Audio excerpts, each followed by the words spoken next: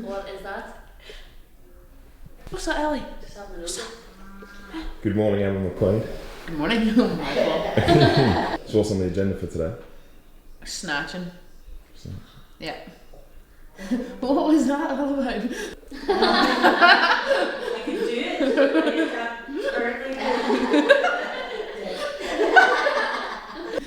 And then I'll be on the bike.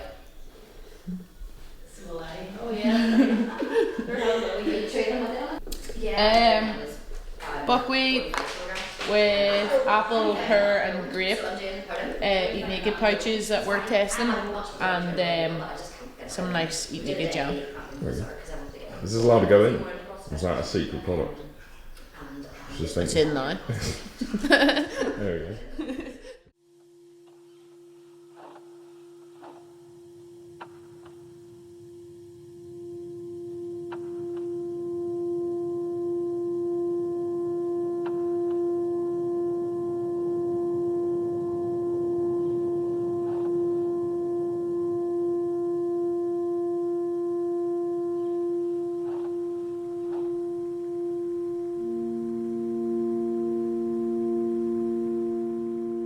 Yeah, it's probably like the best I've felt probably in this last 2 years. Feel really healthy, nutrition's on point, training's going on point.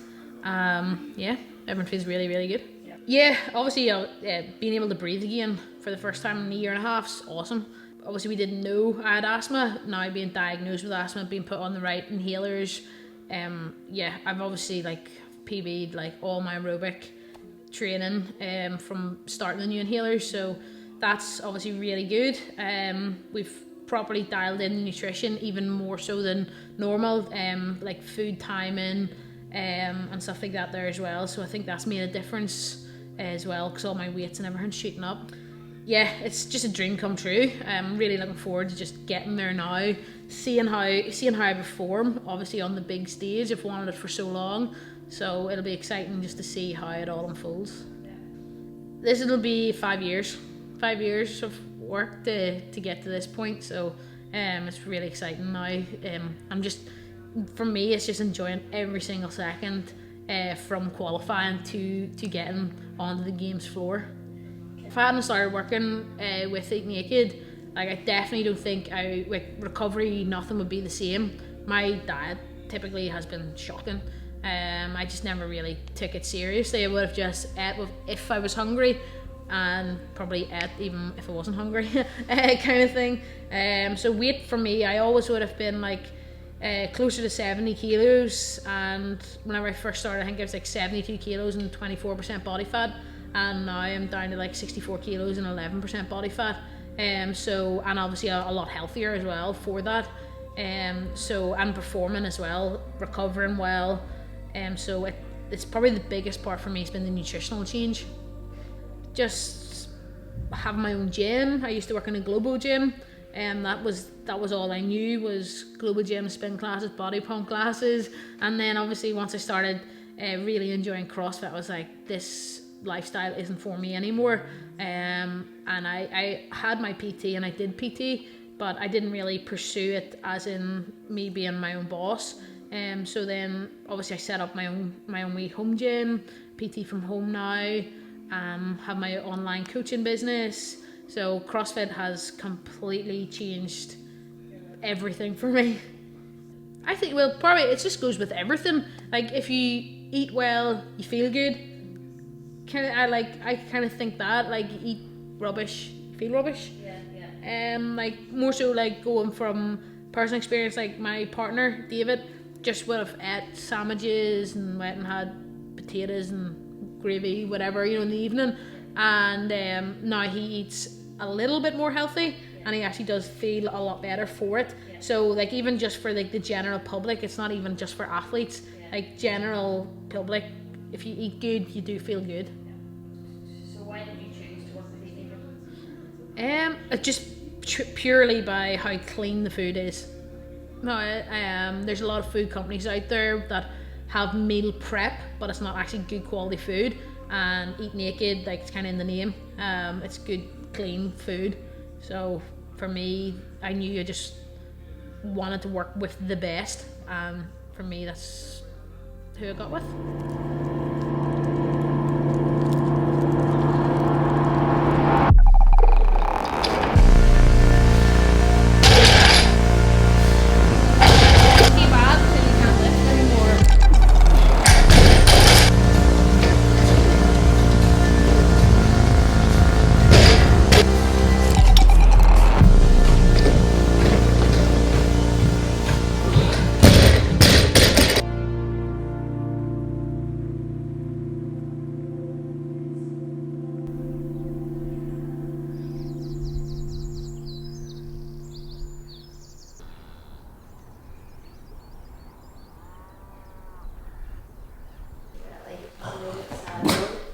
It's like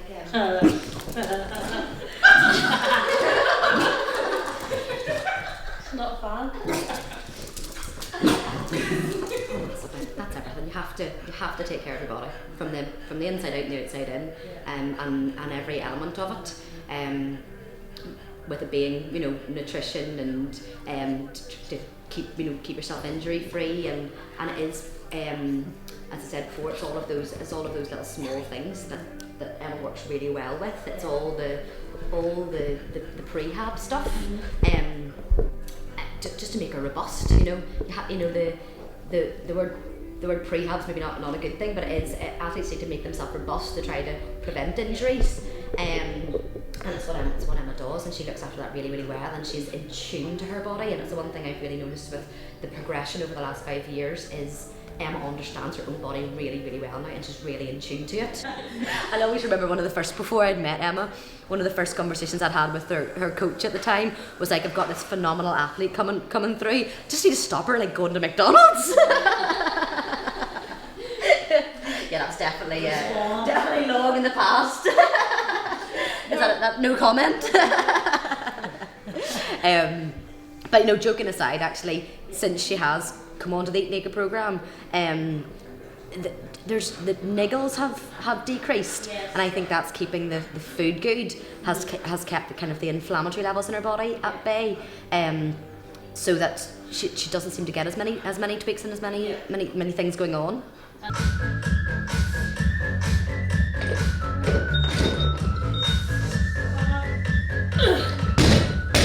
Like now, I don't want to eat now. Yeah. Like, so usually I'll even just have, like, for this morning I had the pancakes. You typically I would have buckwheat, then have pancakes now. But I'll probably just have like another set of pancakes now. Yeah. So, and then like a protein drink, and then do the track session, because I'm not going in the track session. You just eat when you feel like it, or? No, well, it's more like later on in the day, like, because I've obviously had like plenty of water, I've had like my buckwheat, had that smoothie today already.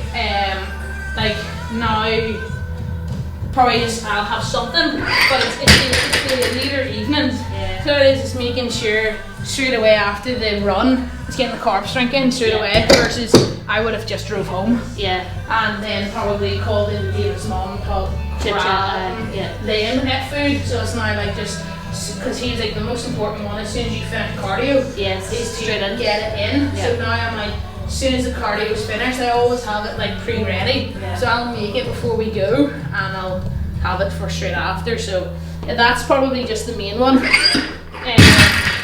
I wouldn't really worry. He's like, don't really worry after lifting as long as you eat within an hour. Yeah. But he's like, after cardio, he's like, get it in, like, straight away.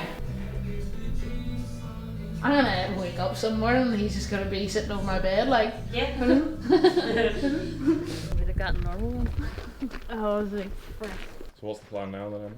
Running. Death by 400s. Indeed. I'm gonna kick her ass. We're going to Mary Peters track. Okay. So about a 20-minute drive. Meet a couple of the boys from the gym and hopefully kick their ass. Maybe. Water will help.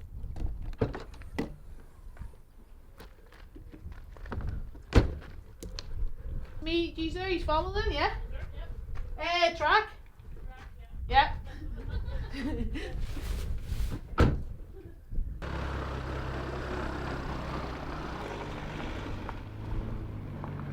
Just like Nicky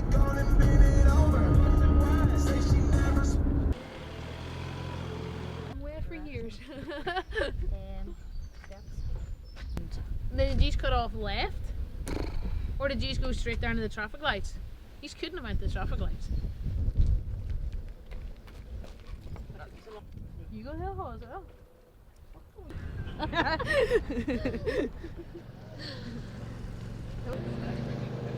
We've told no slagging's allowed to be involved. that's like the mute. I've been working with Emma for 5 years, and it's been a gradual process, with a lot of hard work along the way, and a lot of ups and downs, highs and lows, as with sort of any athlete. Few injuries along the way, but Emma has hit every injury head on.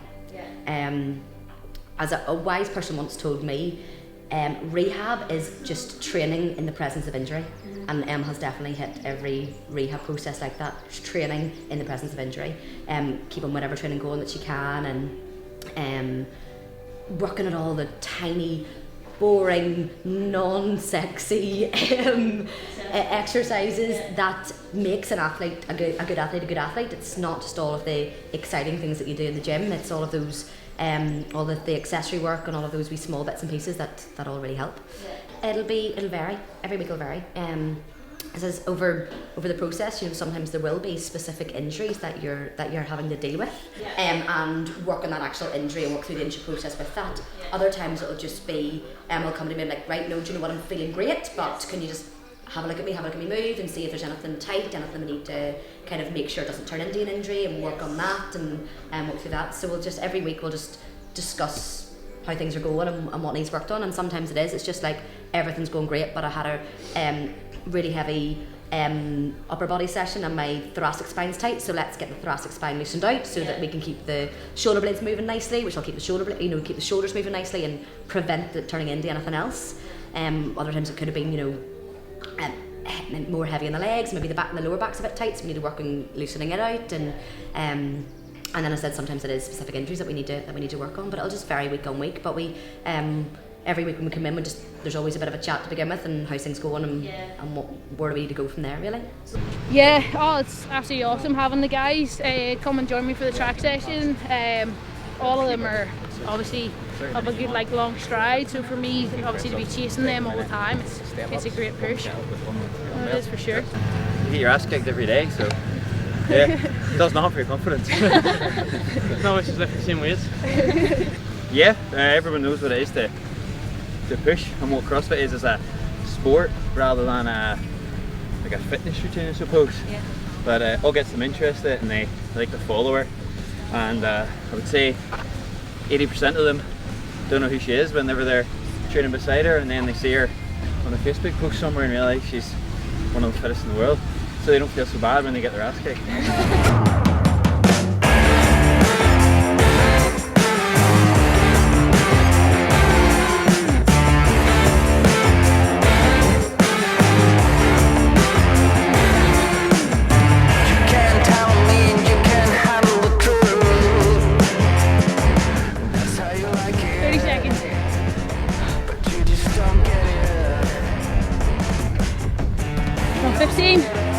Come on, let's go. Come on, this is the one that counts. 3, 2, 1.